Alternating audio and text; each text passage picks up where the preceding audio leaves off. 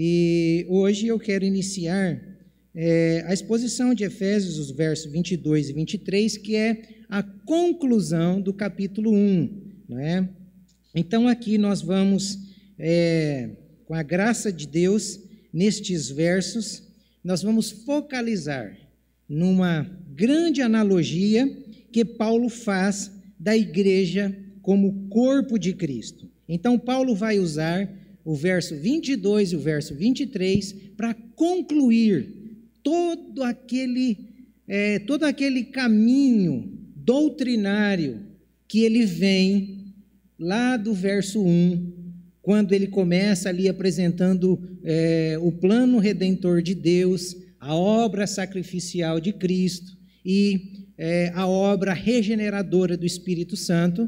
Então, a partir do verso 15, ele faz ali algumas orações, ele faz uma oração de agradecimento a Deus e depois, na segunda parte da oração, ele faz uma petição a Deus em favor dos irmãos de Éfeso e de todos os seus leitores. E no verso 22 e verso 23, ele conclui todo esse caminho teológico e doutrinário que ele começa lá no verso 15. É um texto fantástico, vale a pena você gastar tempo estudando este capítulo 1 e a carta toda aos Efésios.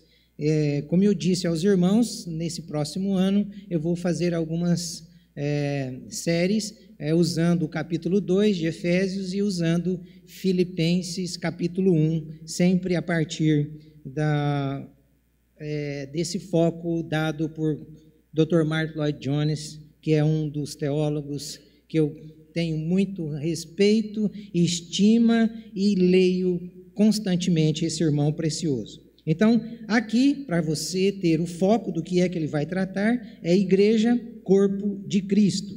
Para fazer a leitura dos versos 22 e 23, o Rafael vai me auxiliar aí.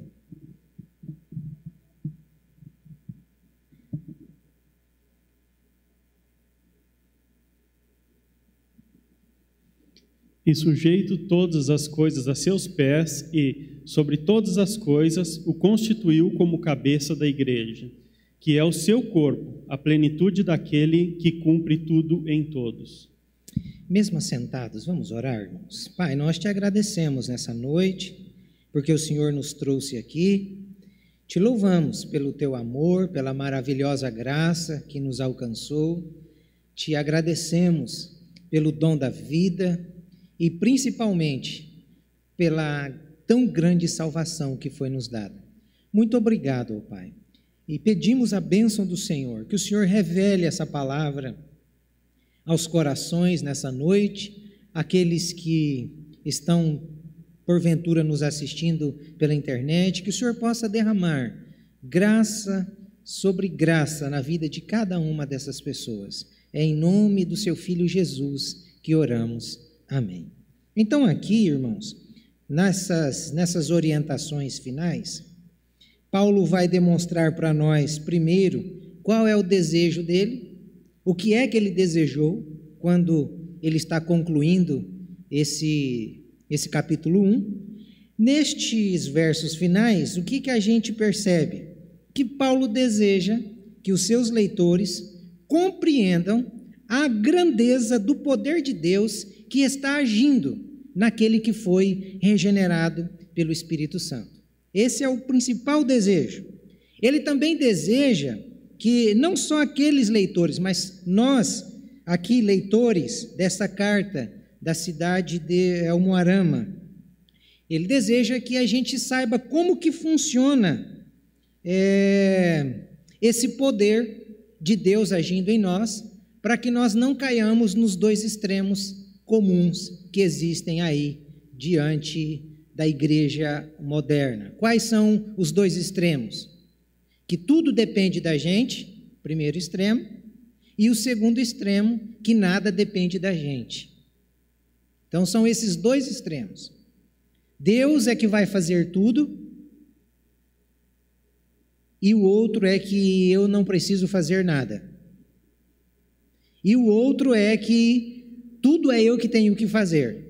Então, esses dois extremos, Paulo está querendo eliminar da mente desses irmãos. Por isso que ele deseja que eles compreendam esse poder que está agindo neles para aperfeiçoá-los, lembrando sempre que a equação certa não é eu mais Deus e nem Deus menos eu. A equação certa sempre será Deus mais eu. Deus fez a obra, colocou o Espírito Santo dentro de nós, e esse Espírito nos impulsiona a irmos matando os desejos da nossa carne, a ir procurando caminhos que sejam realmente os caminhos que nos santificam. Então, essa é a conta, Deus mais eu. O que é que Paulo tem de doutrina aqui nesses 2 versos? Olha, para mim, nós estamos diante da mais grande doutrina que existe nas Sagradas Escrituras, que é a doutrina da igreja cristã. E não adianta a gente fugir dela. O desejo de Paulo aqui é que, por mais ampla que ela seja, nós devemos encará-la. E como ele faz para simplificar essa ampla doutrina? Ele vai usar essa metáfora. E falando de metáfora, hoje está difícil, né? Quando se usa metáforas, alguns não entendem as metáforas e fazem aí críticas que não condizem, que não correspondem com aquilo que está sendo expresso. Há poucos dias atrás, nós vimos a ministra Damares usando uma metáfora e foi mal compreendida. Então, aqui Paulo está usando uma metáfora. Eu acho que é talvez a figura de linguagem mais rica para se expressar verdades de modo prático, de modo funcional. Então, ele pega um exemplo de um corpo para falar uma verdade espiritual. Então, nós conhecemos um corpo e nós não conhecemos como que essa espiritualidade funcionaria sem esse corpo. Então, por isso que ele vai usar a metáfora do corpo aqui nesse texto, não é? E ele usa não só aqui em Efésios, ele usa também em Romanos, em Coríntios, a figura do corpo para comparar com a igreja cristã. E através, então, dessas metáforas, ele caminha por esse labirinto. Aí, essa doutrina da igreja cristã é um labirinto imenso, misterioso, que só através dessas metáforas nós podemos tentar compreender algumas coisas daquilo que ele está falando. Lembre-se, essa carta foi escrita para escravos, nunca deve fugir isso da nossa mente. Por quê que ele escreve desse jeito para escravos? Para mostrar como ele desejava que mesmo aqueles escravos pudessem compreender, e era possível eles compreenderem aquilo que ele estava falando. E isso serve para que eu e você não nos sintamos incapazes, de modo algum, mas nós precisamos arrumar tempo para debruçarmos, estudarmos essa palavra, que é a palavra de Deus, que foi escrita para esse tipo de gente que, perto de nós, não tem os mesmos instrumentos para a interpretação. Eles tinham o Espírito Santo, nós também temos. Só que nós temos, além do Espírito Santo, livros, nós temos comentários de gente que já estudaram isso, muito mais do que nós, e que já desenharam para nós. Então, nós temos muito mais facilidades do que eles, de compreender e de estudar. Por isso, nós não devemos menosprezar aquilo que Paulo está escrevendo, por mais difícil que pareça ser, você é capaz de compreender. Só precisa ter ânimo, só precisa desejar e investir tempo para a compreensão disso daqui. E, por último, qual é o objetivo de Paulo? Paulo tem um objetivo aqui, que é simplificar a doutrina da igreja cristã de modo comparativo, como eu disse. Vou falar de uma coisa invisível, eu vou tentar trazer uma coisa visível, conhecida, que seja idêntica e funcional e semelhante, para que através do visível eu explique o invisível. Então, Paulo tinha esse objetivo, por isso que ele pega o corpo humano para falar da igreja corpo de Cristo. Alguém consegue ver a igreja aqui, corpo de Cristo? É invisível. A igreja de Jesus é invisível. Por isso que nem todos que estão aqui dentro desse auditório são igreja. E nem todos que estão fora desse auditório não é igreja. Muita gente que está fora do auditório faz parte da igreja. E muita gente que está dentro do auditório ainda não faz parte da igreja. Invisível de Cristo. É isso que Paulo está querendo mostrar para nós. Então não há nada mais desanimador e culposo para nós, igreja moderna, do que esse desapego com as Sagradas Escrituras. Constantemente você ouve isso da minha boca. E eu te pergunto, você que ouve constantemente isso da minha boca, tem sido realidade o seu apego com a Bíblia? Tem sido realidade o meu apego com a Bíblia? Por isso que vai ouvir sempre.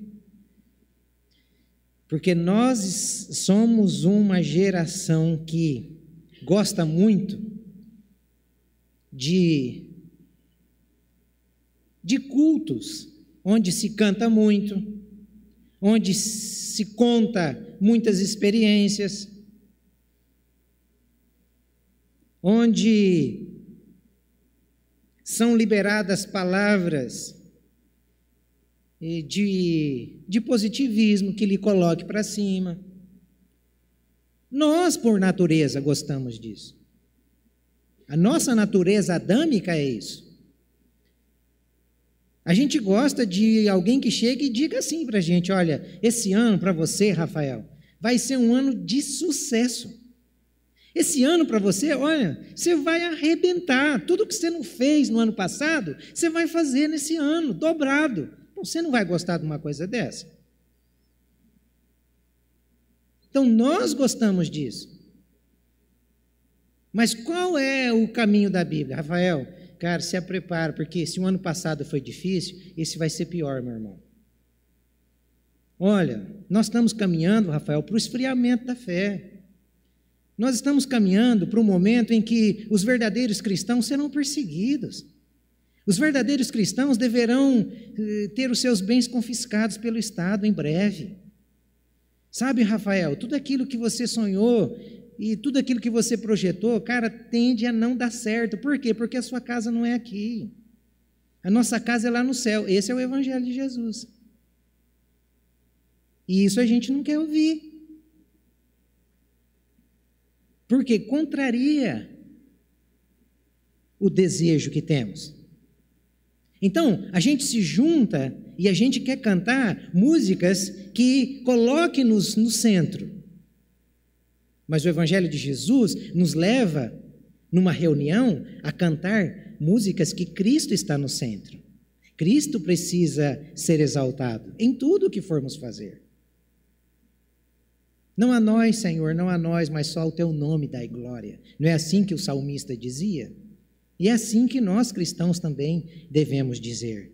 Então, para piorar a situação ainda, o que acontece? Além de existirem cultos que se canta muito, em que as pessoas vêm aqui meia dúzia de gente dar testemunho.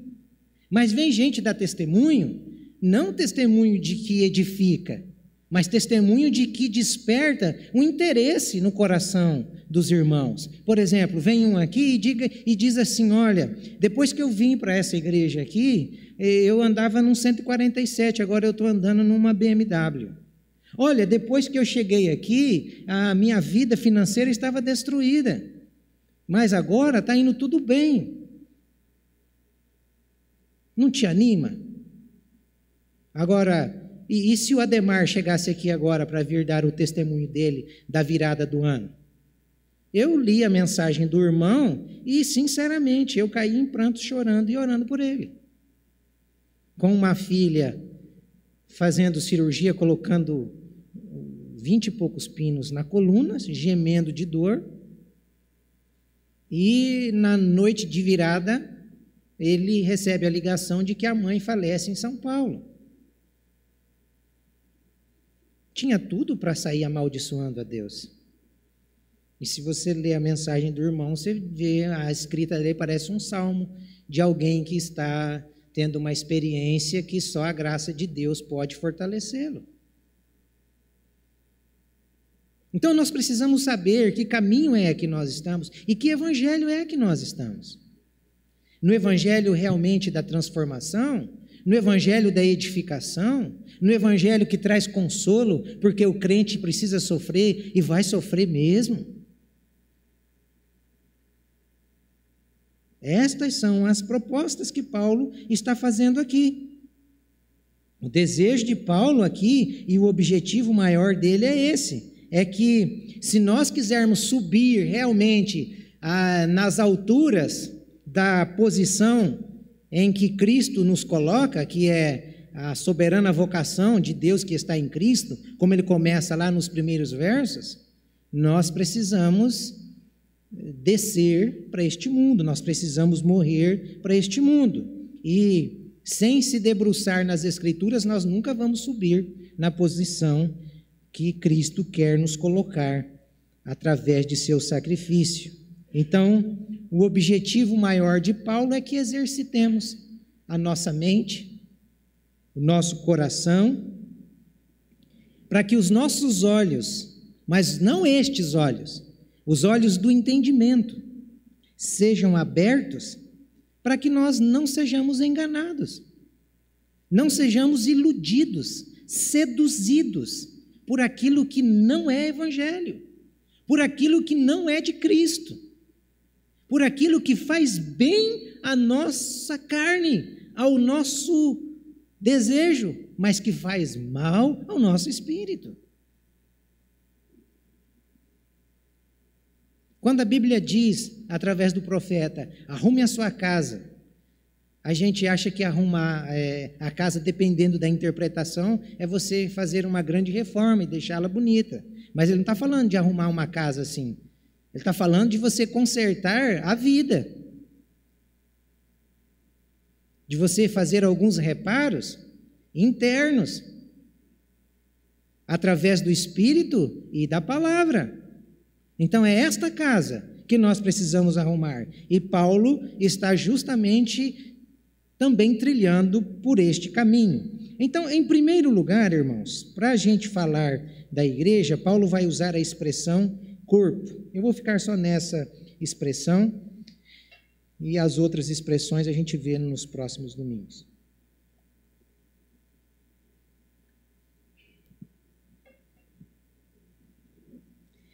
Paulo, ele recorre, como eu disse, ao uso das metáforas.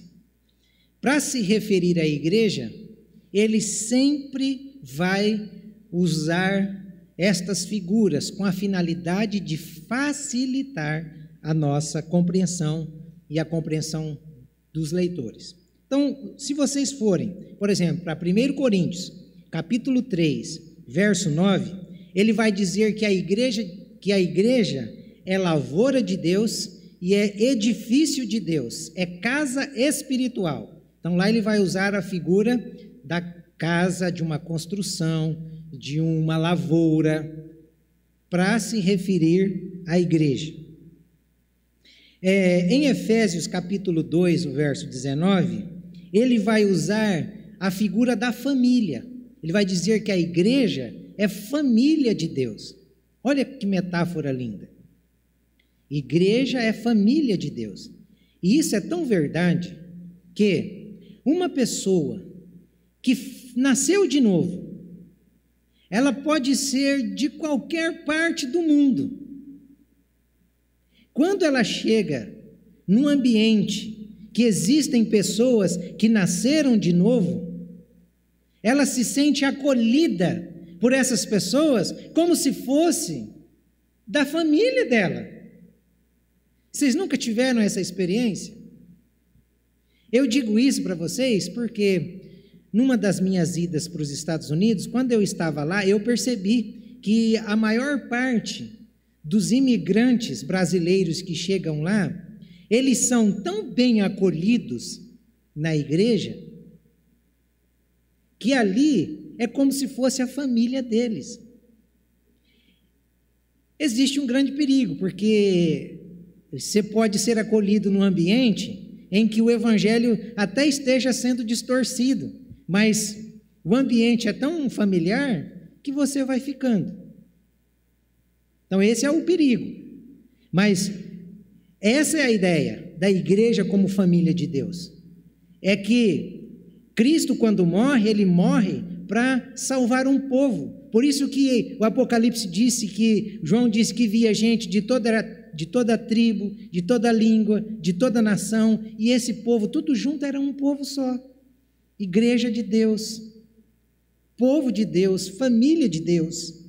Efésios capítulo 5, Paulo vai usar a metáfora da igreja como se fosse a esposa, a noiva. Às vezes, em celebrações de casamento, a gente vê muitos pastores lendo Efésios 5, como que o esposo deve tratar a esposa e vice-versa, mas ali Paulo não está falando de um casamento físico, ele está falando de um casamento espiritual. Ele apenas usou a figura do noivo e da noiva, do marido e da esposa, para tratar de uma realidade espiritual, mais uma metáfora. Mas é só Paulo que usa isso? Não. Vários escritores das Sagradas Escrituras, o próprio apóstolo Pedro, ele na sua primeira carta, no capítulo 2, no verso 5, vai dizer que a igreja é pedra viva, é casa espiritual. Por que que eles usavam isso? Porque o próprio Senhor Jesus, que é o mestre dos mestres, ele tinha como ferramenta de seus ensinos as metáforas. Ele falava do reino de Deus em suas parábolas a partir de algo que era compreensível para aquelas pessoas simples da região desértica da Judéia. Ele usava de uma coisa que era experimental para elas entenderem de uma realidade invisível. E por Jesus, o mestre, usar isso, os seus discípulos entenderam que a melhor forma de explicar o inexplicável é usando aquilo que é visível. Por isso que João também vai usar algumas citações de Jesus, por exemplo, no capítulo de número 15 do Evangelho de João, ele vai dizer que Jesus é a videira, e nós, igreja, cristão regenerado, nascido de novo, é o ramo. Cristo é a oliveira. Nós somos esses ramos que estamos ali ligados, enxertados à videira. Um ramo não vive. Um ramo sozinho não é igreja. Um ramo sozinho não é oliveira. A ideia sempre é essa. Então, as figuras usadas têm esse propósito, para mostrar que o nosso relacionamento com Deus, através de Jesus Cristo, não é um relacionamento frouxo, não é um relacionamento mecânico, mas sim um relacionamento orgânico, um relacionamento vital. Eu me relaciono com Cristo, não de modo mecânico, mas é orgânico, é algo vivo. O maior exemplo disso tudo, olha, o som hoje, quando estava dando esses estralos, eu ali pensando, uma banda do processador, que é a que manda o retorno e os graves, queimou. Por ela queimar sozinha, todo o conjunto ficou prejudicado. O conjunto todo precisava da banda que manda o retorno e da banda que manda o grave, para que o som ficasse harmonioso. Da mesma forma, Paulo está usando isso aqui para mostrar a nós como que é importante nós ganharmos essa compreensão. para que a igreja funcione, ela não pode depender só de uma pessoa. E, lamentavelmente, por nós não termos essa mentalidade, tem aí meia dúzia que carrega o piano, que toca o piano, e que limpa o piano, e que transporta o piano, e que faz os reparos no piano, enquanto 360 estão sentadas observando o meia dúzia carregar o piano. E ainda dizem, esse piano não devia estar ali, esse piano devia estar ali. Olha, não devia ser assim, devia ser assado. Ajuda a carregar o piano, filho. Vai ficar fácil para todo mundo. Igreja, corpo de Cristo é isso. Paulo está querendo que aqueles irmãos ganhassem essa mentalidade, ganhassem essa visão. Quantos se dizem assim, eu entreguei a minha vida a Cristo? Quer saber mesmo se você entregou a sua vida a Cristo? Uma coisa simples. O que você faz na igreja de Cristo? Você vai saber se você entregou a sua vida a Cristo. O que você faz na igreja de Cristo?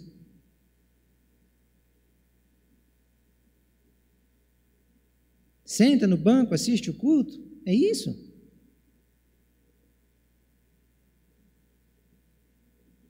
Você tem um dom, você tem uma capacidade. Deus colocou em você algo nato, que você pode desenvolver para o reino de Deus. Você pode fazer para beneficiar a igreja de Cristo.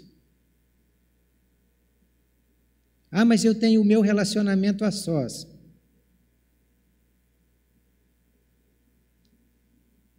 A sós, só a sós?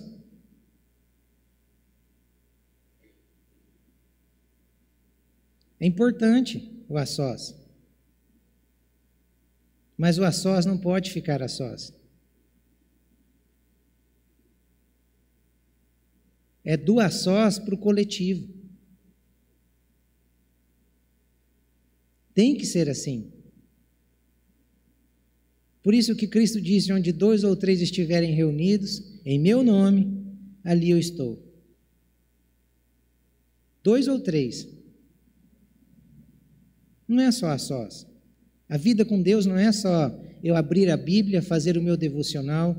A vida com Deus é eu me envolver com os irmãos de Deus, porque Jesus é Deus. Jesus é o nosso irmão principal. Falando nisso, uma vez eu estava ali na livraria, muito tempo atrás, no Empório das Bíblias, e aí chegou um rapaz, e todo empolgado, que ele estava com o irmão da Aline Barros. E aí estava eu e o dono da livraria, que era meu amigo, e aí ele chegou e veio apresentar o cara todo empolgado, e disse, esse aqui é o irmão da Aline Barros.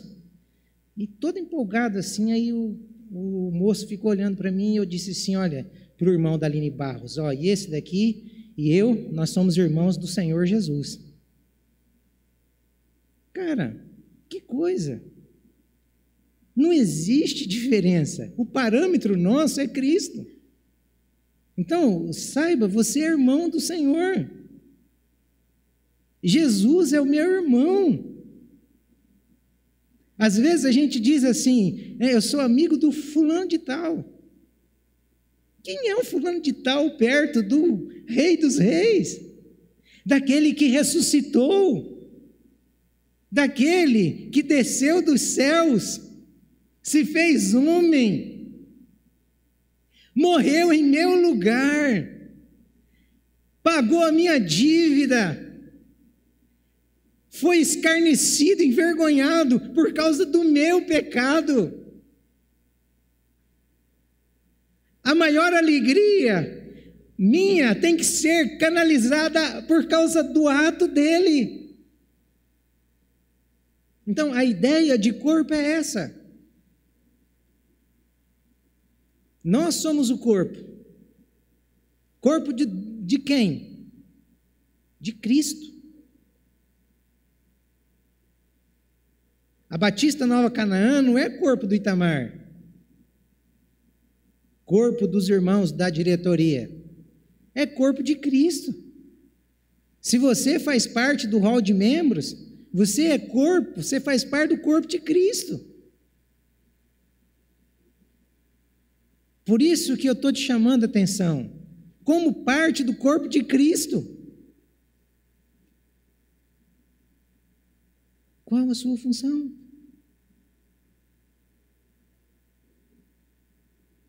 O que você faz? Onde você está trabalhando, se envolvendo? Então, agora imagine aqui para a gente ir caminhando aqui para o final. Imagine duas verdades do corpo humano. Olha que coisa fantástica. Por que Paulo usa essas metáforas? Eu fico impressionado. Isso demonstra a sabedoria, a inspiração das Sagradas Escrituras. Através de uma palavra corpo, tem ali uma gama de significados em que Paulo faz as camas e dizem assim para aqueles irmãos: agora deitem nelas, porque as camas estão prontas. Então, imagine as duas verdades do corpo humano. A primeira, a formação. Como que um corpo é formado? Um corpo é formado de várias partes. Olha para a sua mão. Existem aí os dedos das mãos, os dedos dos pés.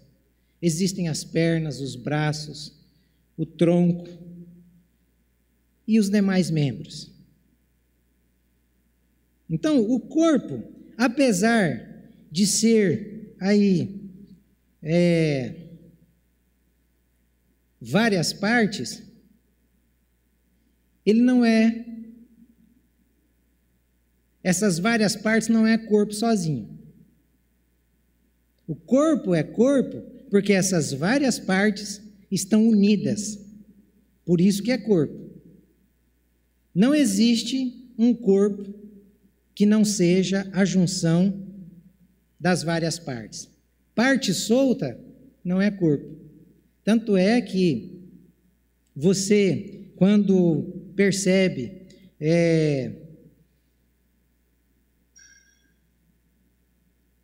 uma mão, quando você observa a sua mão, você não sabe aonde os dedos começam e onde a palma termina. Olha para a sua mão e tenta ver se você consegue descobrir aonde o seu dedo começa. Existem um monte de nervo e ligamentos aí entrando para dentro da palma da mão. Você não sabe. E os dedos, eles não estão ligados na sua mão apenas por uma pele. Frouxo. Por isso que é um organismo. É vivo, o negócio é vivo.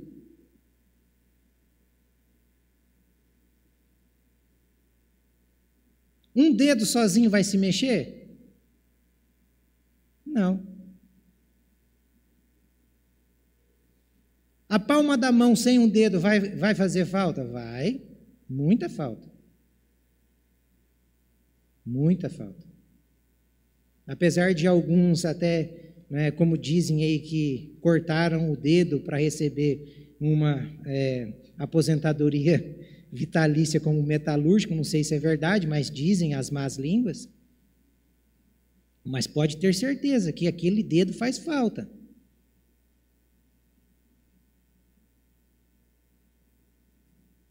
Então nós precisamos entender isso, que nós devemos nos apegar nessa doutrina. Paulo está trazendo essa doutrina da igreja.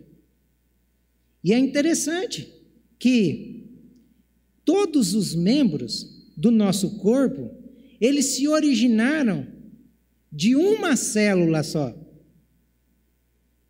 Todos os membros do nosso corpo se originaram de uma célula só. O que isso significa? Que nós, cristãos, também originamos de um homem só, Cristo. Nós não poderíamos ser cristãos se não tivéssemos originado de Cristo. Cristo é a origem da nossa fé, da nossa vida, da nossa nova vida. Então nós precisamos nos apegar em Cristo. Por isso que só é cristão quem está em Cristo. Quem não está em Cristo não é cristão. A pessoa está na igreja, mas não está em Cristo. Não é cristão. Não se originou de Cristo.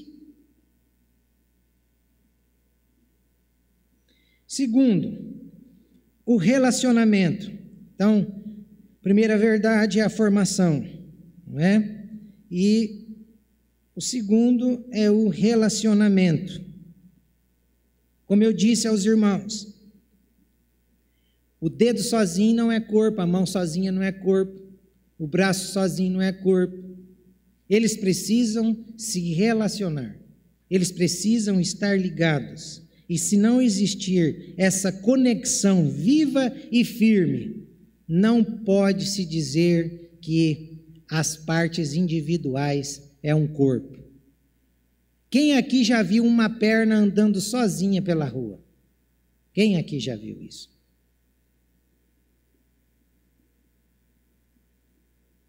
Por isso que Paulo vai trabalhar a ideia de que a cabeça nunca pode dizer que vai precisar dos pés. Eu não preciso de ti. Por que ela não pode dizer isso? Porque ela se relaciona com os pés. Deixa a cabeça um dia estar bem revoltada com os pés, dizendo, eu não preciso de ti, eu não preciso de ti. E naquele dia vira uma dor fortíssima de cabeça.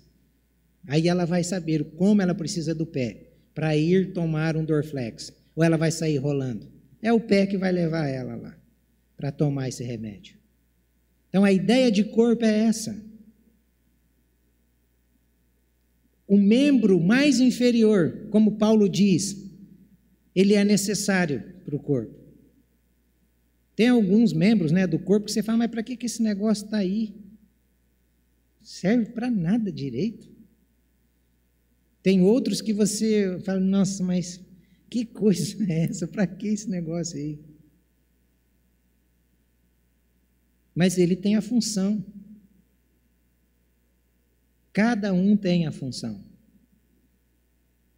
Por isso que eu volto a lhe perguntar, irmão, você faz parte do corpo de Cristo?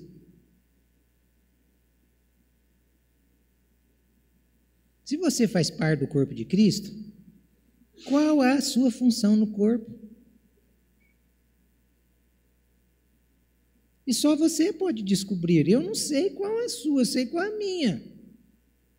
Só você sabe qual é a sua. Por que não desenvolver essa função no corpo? Por que ficar sentado vendo o povo carregar o piano?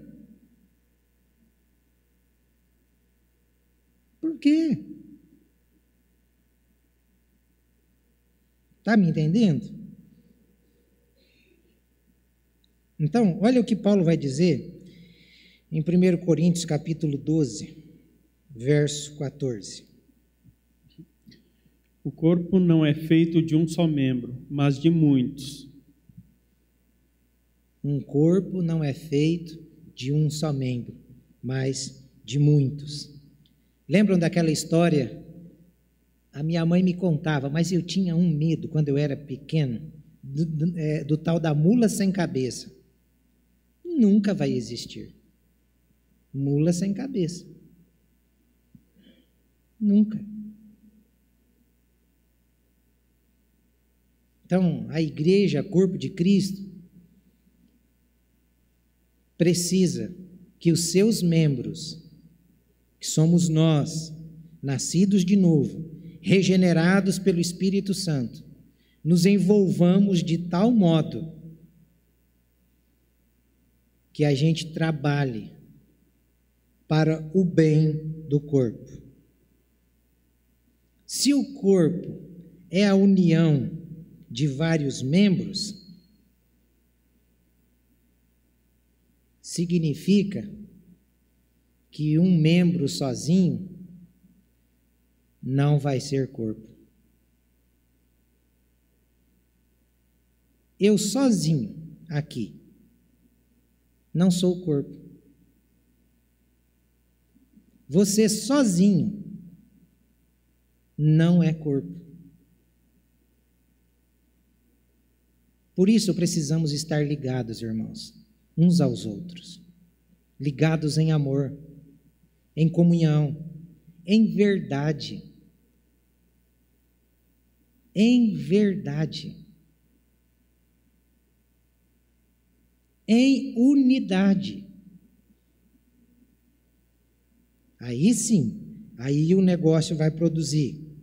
Vai produzir de tal modo que o Espírito Santo é Ele mesmo quem vai agir no nosso meio. E é engraçado que a unidade, nenhum de nós vamos conseguir produzir essa unidade. Quantos homens já tentaram promover a unidade da igreja? Não vão conseguir nunca.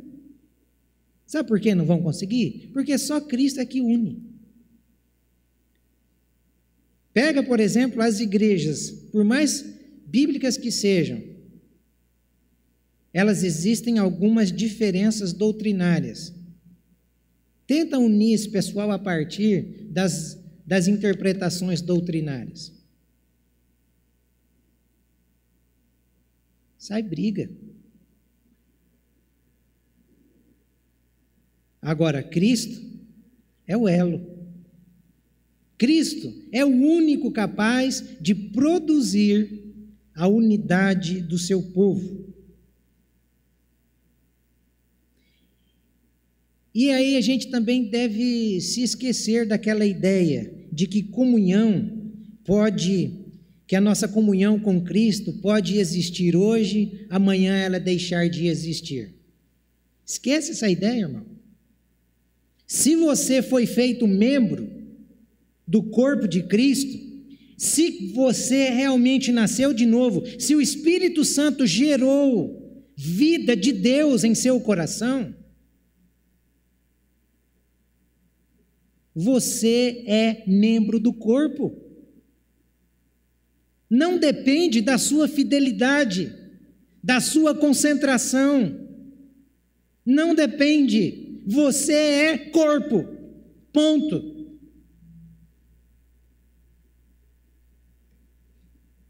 Mas e se eu pecar? Mas e se eu cair? E se eu for excluído da igreja?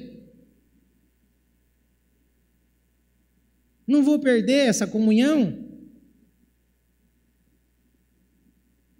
Me responda uma pergunta. Davi adulterou, assassinou. Davi continua filho de Deus, ou ele perdeu a comunhão, ou ele perdeu a filiação? Você vai encontrá-lo no céu? Você tem alguma dúvida? Eu vou pegar um mais top agora.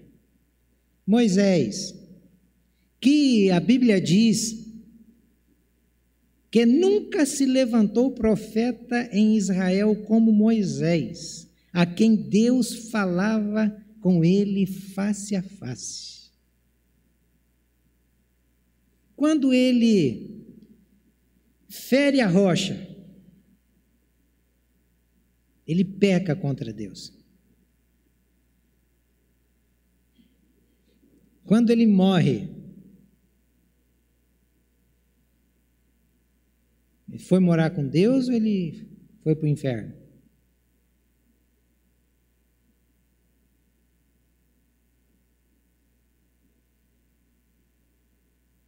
O filho pródigo,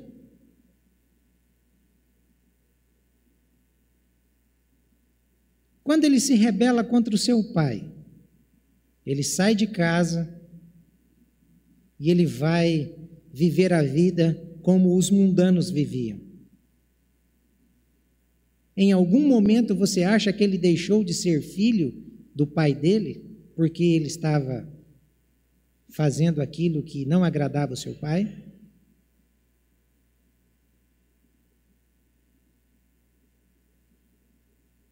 Não.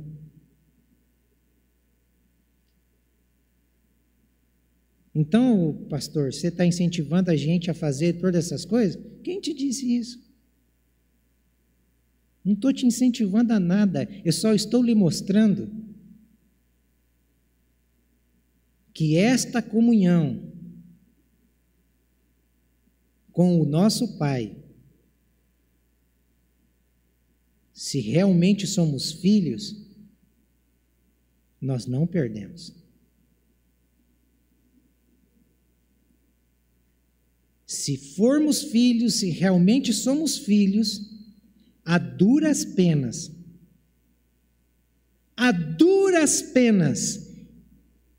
e pesada disciplina, retornaremos para a presença do nosso Pai.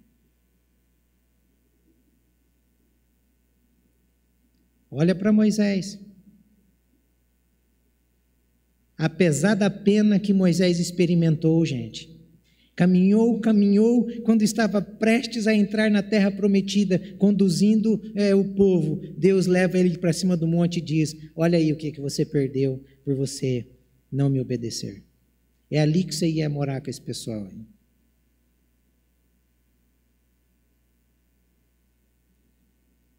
Olha Davi, a duras penas volta para a presença do seu pai, Deus. Envergonhado pelo filho, que pega as suas concubinas, as suas madrastas, sobe para cima do telhado e vai fazer o bacanal. Davi sai fugindo para não morrer de uma rebelião do seu filho e é humilhado por pessoas que ele havia ajudado. Aí chega um ponto que ele diz assim, que a sua alma estava em profunda escuridão, que ele sentia como cordas do inferno se apoderando dele. Aí ele diz: Senhor, devolve-me a alegria da salvação. E Deus a devolve. O retorno do pródigo saiu cheio de si, dinheiro no bolso, muitos amigos, vida maravilhosa lá fora. Vida lá fora com dinheiro, gente, é bom demais. E ele sai. Ele se esquece que dinheiro não aguenta desaforo. E ele começa a gastar com seus amigos.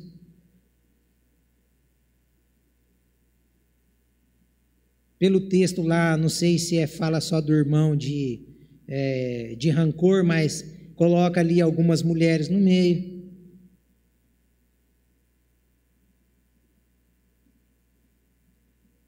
E ele vai ter que ir parar numa cocheira de porco. Aí quando ele chega numa situação caótica, ele vai lembrar, diz o texto, que caindo em si. O que é cair em si? É se dar conta. É comparar que o que ele tinha na casa dele era tão maravilhoso, mas era um tesouro tão precioso, que até os servos do seu pai comiam e viviam muito melhor do que ele e os amigos dele, longe da presença do Pai.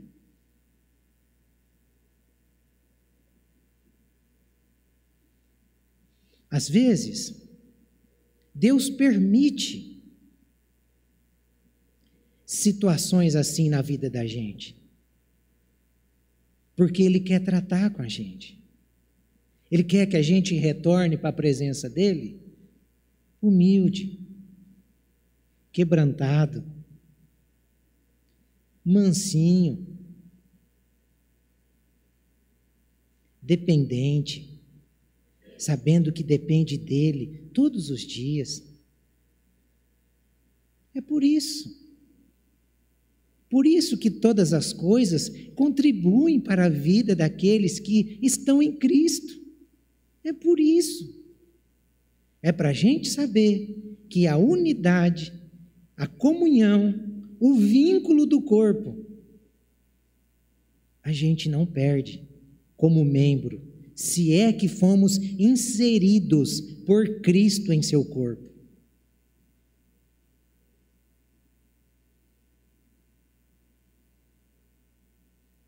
Não é fantástico isso que Paulo está fazendo aqui?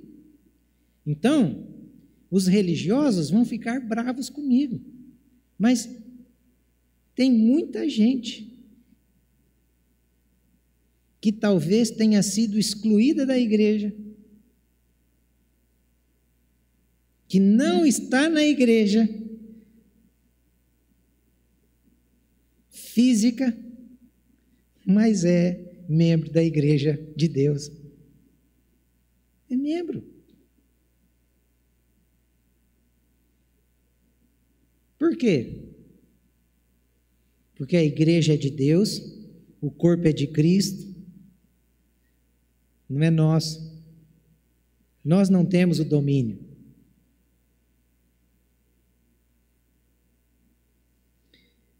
O corpo é de Cristo. E se fomos inseridos por Cristo, só Ele pode nos tirar do seu corpo. Mas existem inúmeras palavras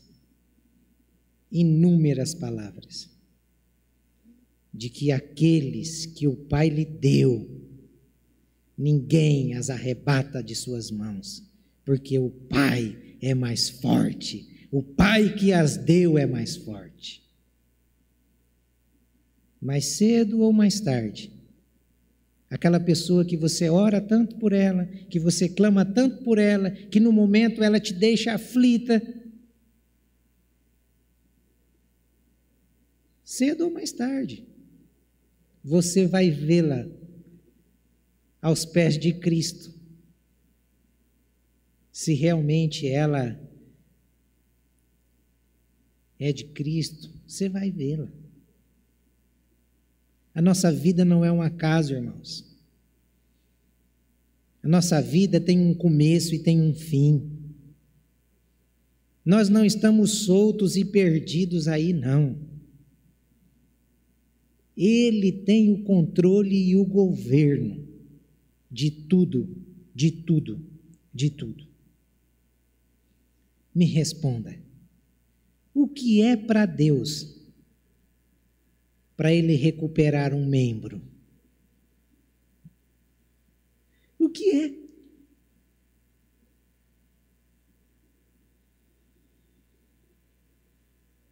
Você acha que um membro do corpo dele, quando dá aquela caidinha, dá aquela extraviadinha, você acha que para ele, Cristo, recuperar isso tem alguma dificuldade? Não, nenhuma. Qual que é mais fácil? Recuperar um membro ou dar vida a um exército de ossos secos?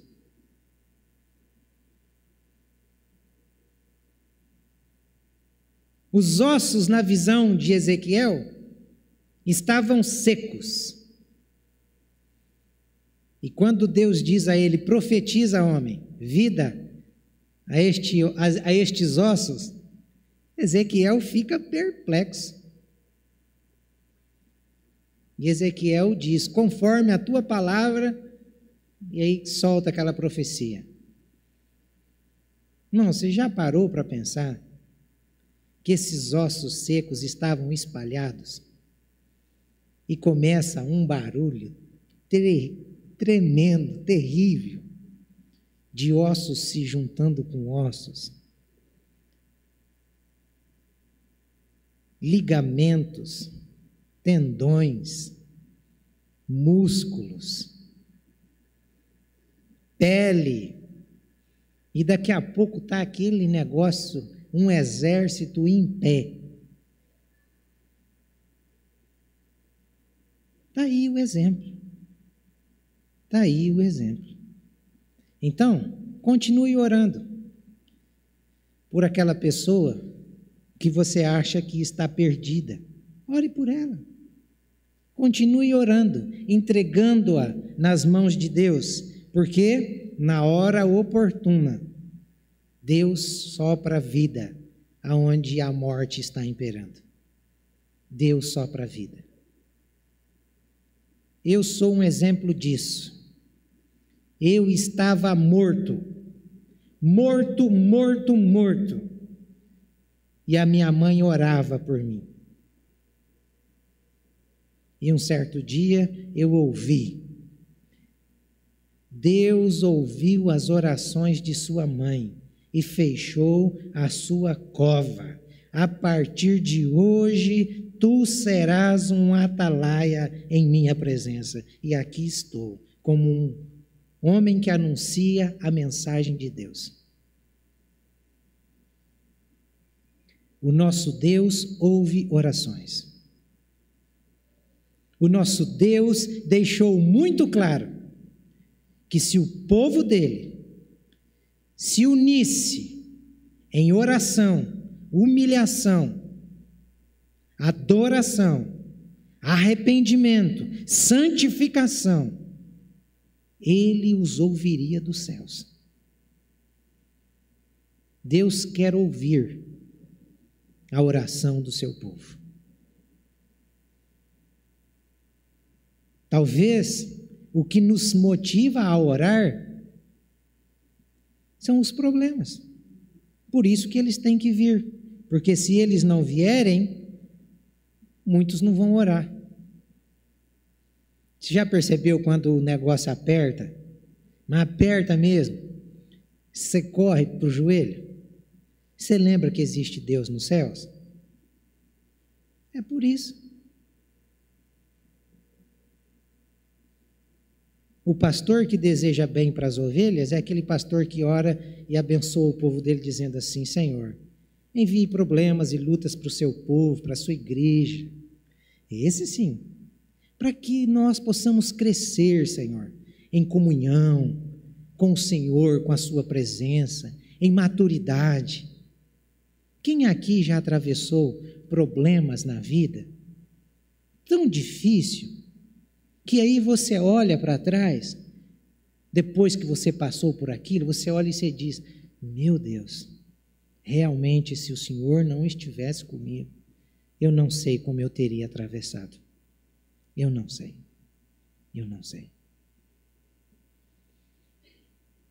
Eu olho para Marta, eu olho para Rose e eu fico pensando, a situação que essas irmãs passaram.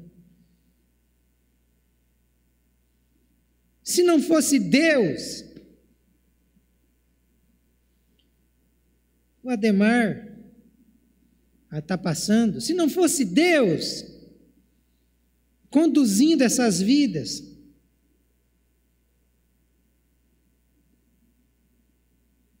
e observe, é na luta, é na dor, é no sofrimento que a gente cresce, que a gente amadurece, que a gente vê que existe um Deus nos céus, que tem um Deus que nos carrega.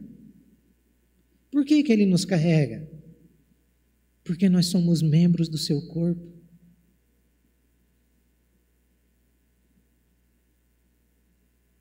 Sofrer faz parte. Olhe para o corpo de Cristo naquela cruz.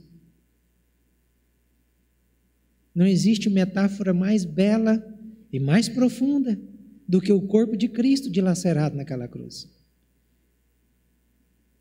Nós não somos o corpo dele? Se nós somos o corpo dele, nós estamos aqui para levar chicotadas. Nós estamos aqui para ser cuspidos. Nós estamos aqui para ser moídos. Porque o corpo dele sofreu.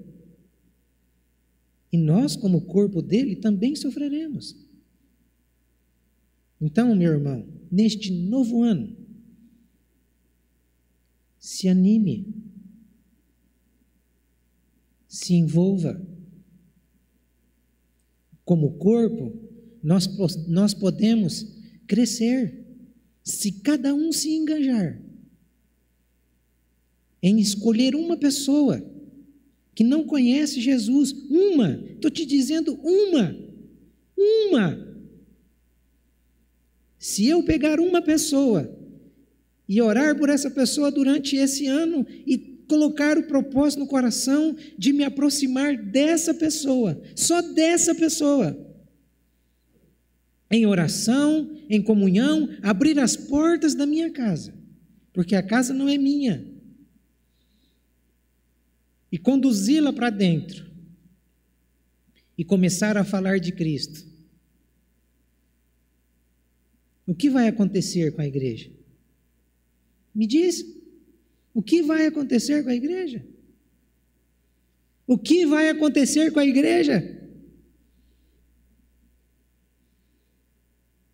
Nós vamos precisar buscar mais cadeiras, nós vamos ter que fazer outros cultos.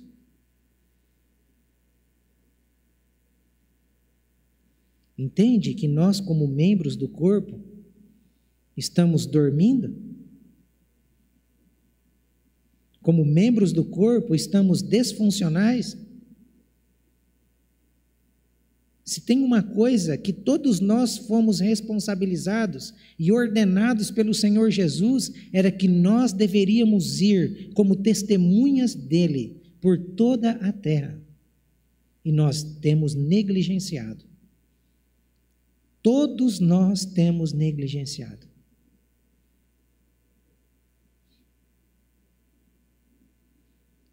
Esse ano, se nós nos empenhássemos como membros do corpo,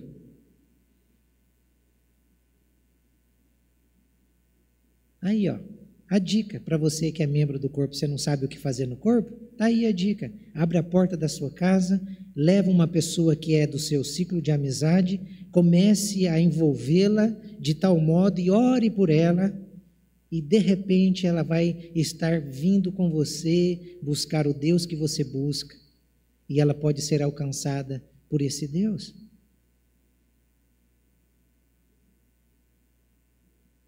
Está aí a dica. Irmão, uma coisa é certa, bem dizia o Ari nas aulas dele lá, quem não trabalha dá trabalho. E é bem isso mesmo.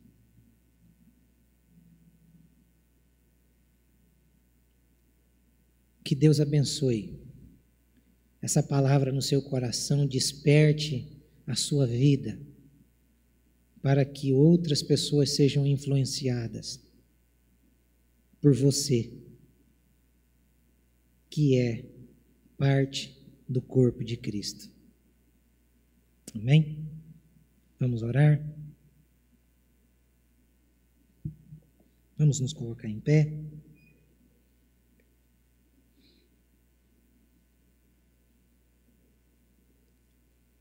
Vamos terminar cantando.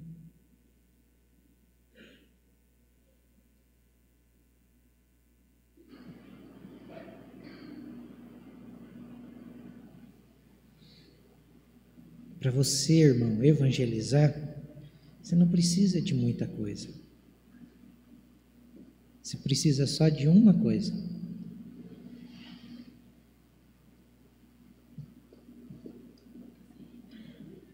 Abrir a porta da sua casa, levar essa pessoa próxima a você e gradativamente, você, através do seu jeito de viver, ir demonstrando Cristo e falando também para essa pessoa que existe perdão, que existe um Deus, que existe um ser que a ama. De repente, você vai se transformar aí numa luz. Quantas pessoas que estão próximas a nós, precisando de um abraço, de uma oração, precisando de um ponto de referência. E às vezes a gente quer ser agradável, a gente entra nas brincadeiras, a gente fala coisa que não deve, enquanto deveríamos estar ali como sal, como luz. Peça para Deus isso nesse novo ano, que possamos, como corpo de Cristo, fazer a diferença, que possamos ser um instrumento de Deus e abençoar outros, orar pelos nossos filhos, orar pelos entes queridos que estão fora, mas não só por eles, mas ganhar outras vidas. Irmão, o dia que você tiver o privilégio de ser um instrumento de Deus na vida de alguém, para essa pessoa chegar até Cristo, você vai ver que não existe coisa mais preciosa. Não existe dinheiro que pague de você ver uma vida que era toda destruída, e você, como um canal de Deus, você deu a possibilidade, a oportunidade para que essa pessoa fosse restaurada na presença do Pai. Seja isso nesse novo ano. Senhor, aqui estamos como corpo do Senhor. Sabemos que temos pecado contra Ti como corpo, nós não temos desenvolvido as nossas funções. Pai, tira toda barreira, tira toda cegueira de Satanás, das mentes, do coração, dos propósitos ilusórios dessa terra. Coloca, Senhor, em nós, igreja viva, corpo de Cristo, o desejo de inserir e sermos instrumentos para novas pessoas sendo acolhidas, sendo servidas, sendo abraçadas por nossa instrumentalidade como membro do corpo. Desperta o teu povo, Senhor. Eu sei que isso só o Espírito do Senhor pode fazer. E é por isso que eu lhe peço nessa noite, em nome de Jesus, envolva-nos, Deus, para que este ano seja um ano em que a gente possa ver muitas conversões, em que a gente possa ver pessoas nascendo de novo, sendo alcançadas por nós. Em nome de Jesus, que esse seja o alvo maior e o objetivo maior do teu corpo que está aqui nessa noite. É o que eu te peço, Pai, em nome de Jesus. Amém. Vamos cantar esse cântico, e depois você pode cumprimentar as pessoas, e coloque isso no seu coração, irmão, durante esse ano, de ser esse instrumento nas mãos de Deus.